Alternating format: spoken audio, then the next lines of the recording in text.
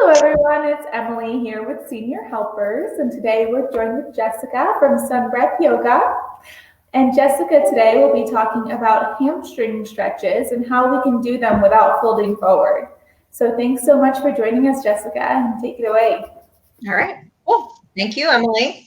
So like Emily said, we are going to do hamstring stretches without folding forward. And just in case you don't know, I will show you where the hamstrings are located.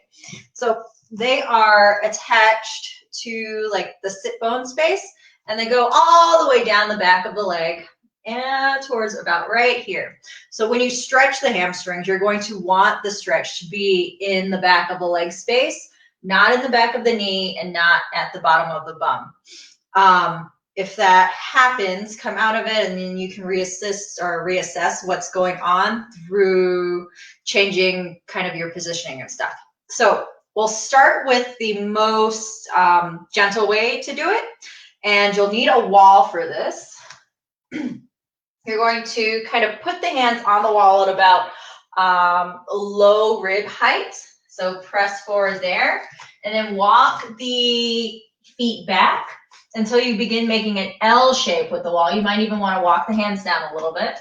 Then after you make the L shape with your body, relax the head down and kind of press the hips back as if you're creating length through your spine, and then push the feet down. So breathe into that space. If you notice any pain through the low back space, see what it feels like to draw the low ribs towards one another, or pull the low abdomen up towards the heart space. Take a couple more breaths there. And then exhale to come out of it.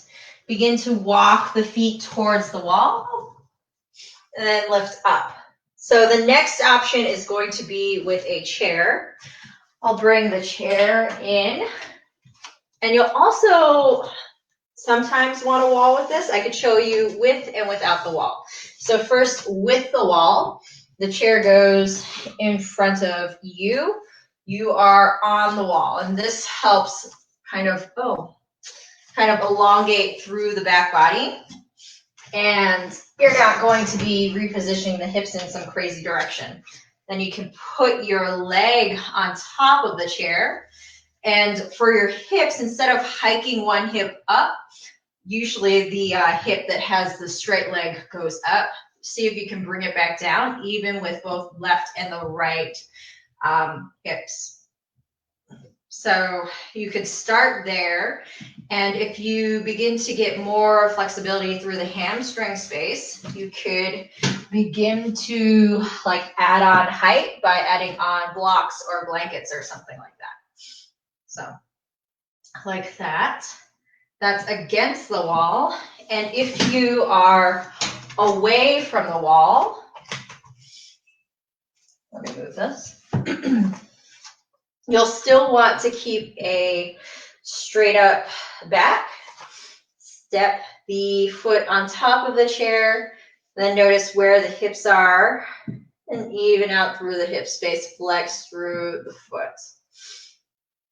So sometimes you might notice that as you flex through the foot, point the toes towards the knee, the sensation moves from the hamstring space to the calf space, depending on either one, how tight your hamstrings or your calves are, or if you pull the toes up a whole bunch and the heel goes forward, then that also gets into the calf space. So kind of playing with the flex of the foot can also change where you feel sensation through the back of the leg. All right. And then the third option would be to use blocks. So we'll take one block, and then we'll find another block. If you don't have blocks, you can use a stack of books or other chairs next to you, or even soup cans stacked on top of one another. You'll start in this knee down position, and then the blocks go underneath the shoulders. You can take the leg out towards the side and kind of scoot it around until it gets right in front of you. And from there, begin to straighten out through the leg that's in the front. So sitting all the way upright, you'll notice that there probably isn't a whole bunch of sensation through the back of the leg. But as you begin to send the hips back and the heart forward, then you notice that sensation begins to happen through the backs of the leg, specifically the straight leg that's in front of you. You can play with that sensation by sending the hip back and reaching forward.